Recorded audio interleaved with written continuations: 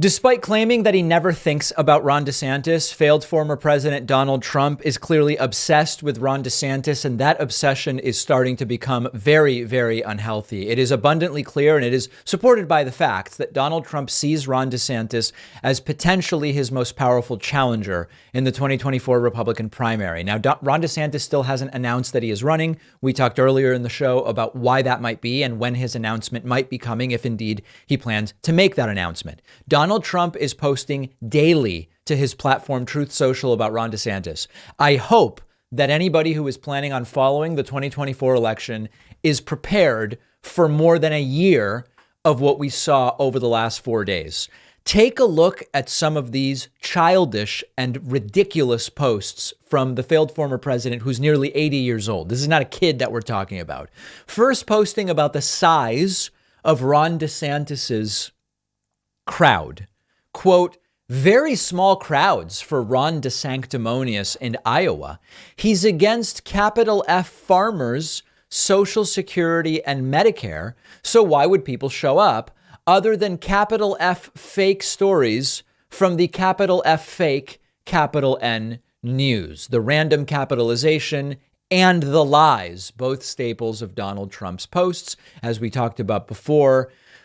Attacking DeSantis on Social Security and Medicare is a little shaky, given Trump's own history with submitting federal budgets that would cut Social Security. Okay, then Trump goes on to comparing his book to Ron DeSantis's book, posting, quote, some in the fake news are falsely stating that Ron DeSanctimonious's book is doing as well as Letters to Trump, my new book. This is fake news in that Letters doesn't even come out until April 25th. Ron has groups buying his book in order to inflate sales. And in fact, on the first day, his book was already 30% discounted. Letters to Trump has much different pricing and is a coffee table book. The so-called stars corresponded with me. You'll love it. Pre-order the book. So a couple different things there. Of course, Donald Trump just obsessed with comparing the size of all of his things to that of Ron DeSantis. And Trump is not mentioning that Don Jr.'s book also benefited from groups buying the book. This is actually a really common thing. It's particularly common on the right, although maybe it does happen on the left as well. But when large right-wing figures whose followers barely read, I mean, let's be really, really honest with each other here. Do you think the average Don Jr. follower reads books? Where would you put the over-under on the number of books the average Don Jr. follower reads? And I hate, folks, that it sounds so elite. But David reading, but come on, guys. Trump himself hasn't read a book in his adult life, and we're supposed to pretend Don Jr.'s followers read books. Don Jr.'s book benefited greatly from groups buying the book and then giving it out when Don Jr. speaks and this sort of thing. Okay.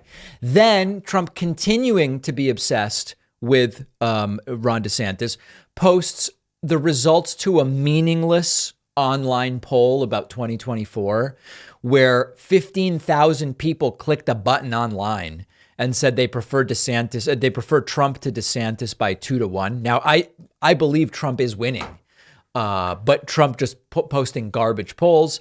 And then Trump posting, quote, Ron DeSanctimonious totally caved in his public relations inspired battle with Disney. That's the only reason he went after them in the first place, to show Mr. Tough Guy. Disney maintained complete exemption from property and sales tax, tax-free bonds, and their incredible fast-track permitting. They also gave big political contributions to DeSanctis. The whole thing is a capital H hoax. They probably worked together to make him look like a fighter. Read Rick Fogel's song, Preeminent Authority on Disney. I could keep going back to last week, but I won't. This might be the most childish and ridiculous primary that we ever see. And meanwhile, on the Democratic side, there may be no primary if Joe Biden runs for re-election, which some people say isn't good. There are people on the left who say, forget about its impact on the general. The Democratic Party should have a real primary. If there are people challenging Joe Biden, there should be a real primary, and there should be debates and so on and so forth. There I understand that perspective. And we're going to talk about that more, maybe a little bit later this week, or maybe once we hear from a couple other candidates who plan to declare. But Trump obsessed unhealthily with Ron DeSantis. One of our sponsors is Zippix nicotine toothpicks. Don't you think it's time you stopped putting smoke and vape oils in your lungs? Zippix toothpicks are a convenient way to curb the nicotine cravings. Zippix toothpicks are super discreet. You can use them anytime, anywhere smoking and vaping aren't allowed, including flights, sporting events, in restaurants. They're available in 6 different flavors with options of 2 and 3 milligrams of nicotine. If you're not a nicotine user, Zippix also offers caffeine and B12 infused toothpicks. Zippix has already helped tens of thousands of customers ditch the cigarettes, ditch the vapes. They might be able to help you too. If you're a smoker or a vapor, give Zippix toothpicks a try. Your lungs will thank you. Go to zippixtoothpicks.com today. Save 10% with the code PACMAN10 at checkout. Just remember, you must be 21 or older to order. The link is down below.